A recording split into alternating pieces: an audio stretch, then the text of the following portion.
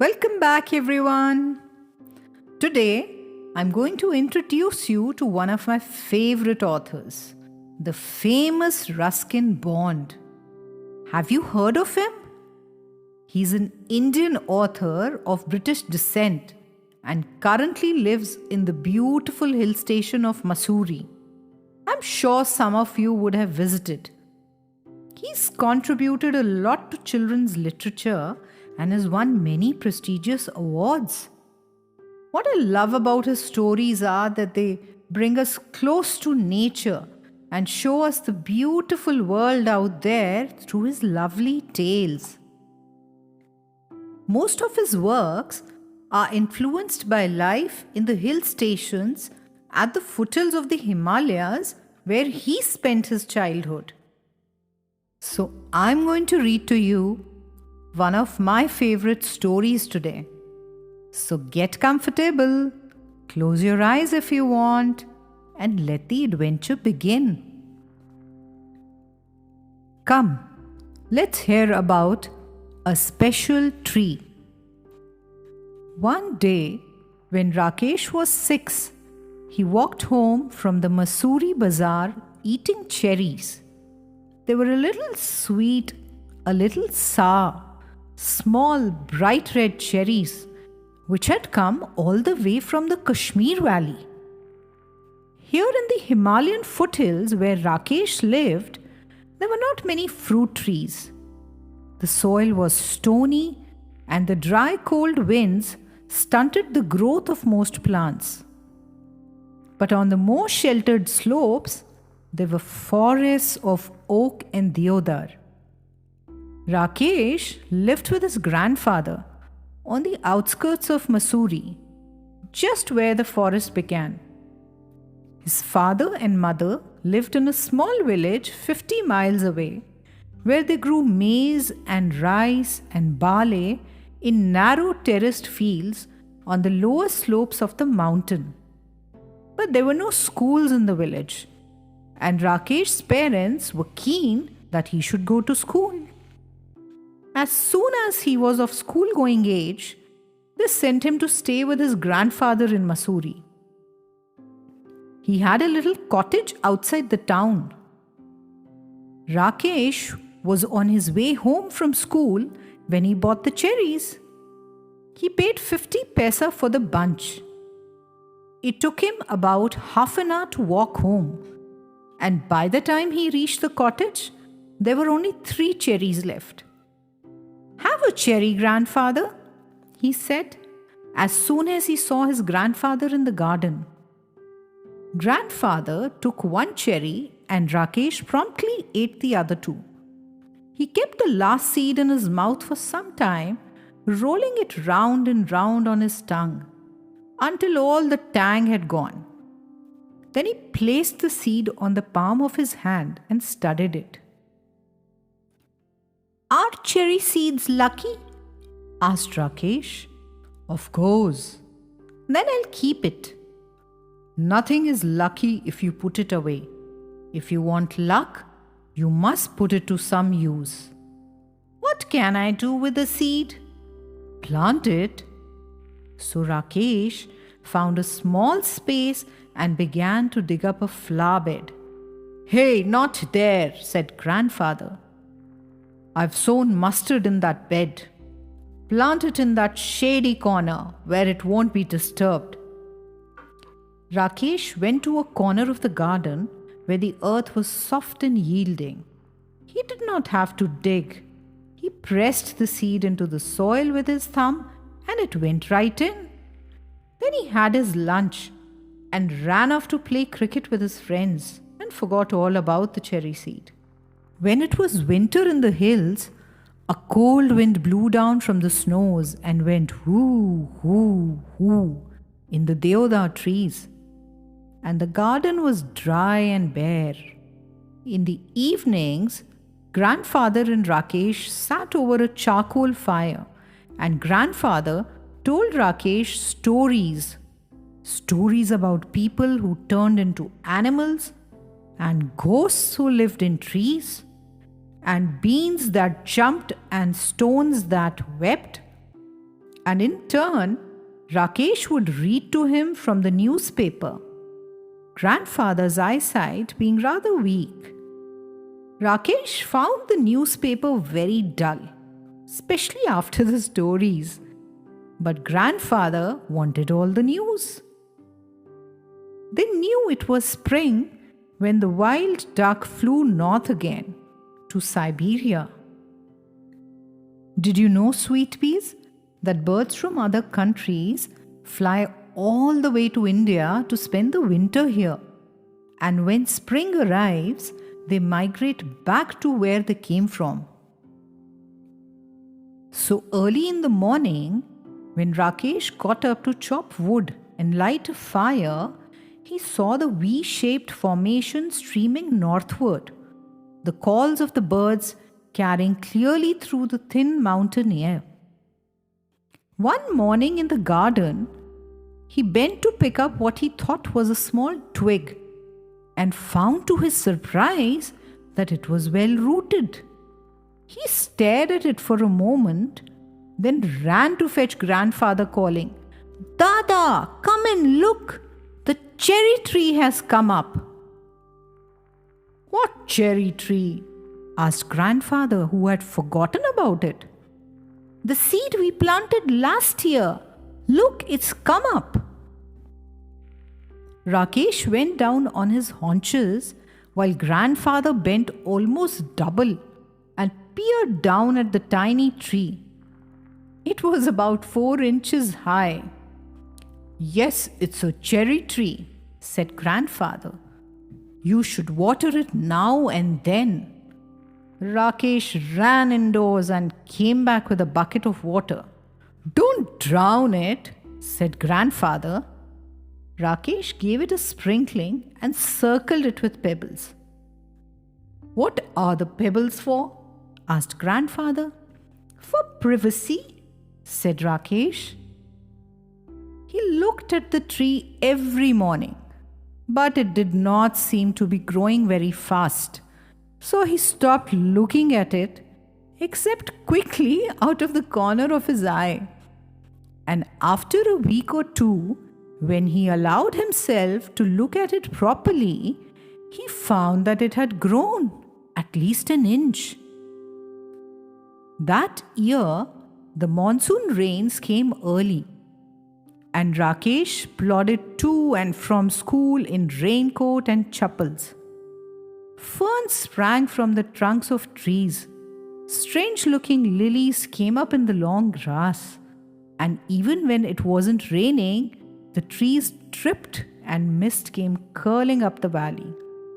The cherry tree grew quickly in this season. It was about 2 feet high when a goat entered the garden and ate all the leaves. Only the main stem and 2 thin branches remained. "Never mind," said grandfather, seeing that Rakesh was upset. "It will grow again. Cherry trees are tough." Towards the end of the rainy season, new leaves appeared on the tree. Then a woman cutting grass scrambled down the hillside, her scythe swishing through the heavy monsoon foliage. She did not try to avoid the tree. One sweep, and the cherry tree was cut in two. When grandfather saw what had happened, he went after the woman and scolded her. But the damage could not be repaired. "Maybe it will die now," said Rakesh. "Maybe," said grandfather. But the cherry tree had no intention of dying. By the time summer came round again, it had sent out several new shoots with tender green leaves. Rakesh had grown taller too. He was 8 now, a sturdy boy with curly black hair and deep black eyes. Blackberry eyes, grandfather called them. That monsoon, Rakesh went home to his village to help his father and mother with the planting and plowing and sowing. He was thinner but stronger when he came back to grandfather's house at the end of the rains to find that the cherry tree had grown another foot. It was now up to his chest. Even when there was rain, Rakesh would sometimes water the tree. He wanted it to know that he was there. One day, he found a bright green praying mantis perched on a branch, peering at him with bulging eyes. Rakesh let it remain there. It was the cherry tree's first visitor. The next visitor was a hairy caterpillar who started making a meal of the leaves. Rakesh removed it quickly and dropped it on a heap of dry leaves. "Come back when you're a butterfly," he said. Winter came early. The cherry tree bent low with the weight of snow. Field mice sought shelter in the roof of the cottage. The road from the valley was blocked, and for several days there was no newspaper. And this made Grandfather quite grumpy. His stories began to have unhappy endings. In February, it was Rakesh's birthday. He was 9 and the tree was 4, but almost as tall as Rakesh. One morning, when the sun came out, Grandfather came into the garden to let some warmth get into my bones, as he put it. He stopped in front of the cherry tree, stared at it for a few moments, and then called out, "Rakesh, come and look! Come quickly before it falls!" Rakesh and Grandfather gazed at the tree as though it had performed a miracle. There was a pale pink blossom at the end of a branch. The following year, there were more blossoms, and suddenly the tree was taller than Rakesh, even though it was less than half his age. And then it was taller than Grandfather, who was older than some of the oak trees. But Rakesh had grown too. He could run and jump and climb trees as well as most boys. And he read a lot of books, although he still liked listening to Grandfather's tales. In the cherry tree, bees came to feed on the nectar in the blossoms, and tiny birds pecked at the blossoms and broke them off. But the tree kept blossoming right through the spring, and there were always more blossoms than birds. That summer, there were small cherries on the tree. Rakesh tasted one and spat it out. "It's too sour," he said. "They'll be better next year," said Grandfather. But the birds liked them, especially the bigger birds such as the bulbuls and scarlet minivets. And they flitted in and out of the foliage, feasting on the cherries. On a warm sunny afternoon, when even the bees looked sleepy, Rakesh was looking for Grandfather without finding him in any of his favorite places around the house. Then he looked out of the bedroom window and saw Grandfather reclining on a cane chair under the cherry tree. "There's just the right amount of shade here," said Grandfather. "And I like looking at the leaves." "They're pretty leaves," said Rakesh. "And they're always ready to dance if there's a breeze."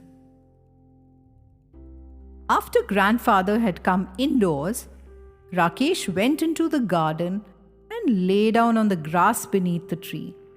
He gazed up through the leaves at the great blue sky, and turning on his side, he could see the mountains striding away into the clouds.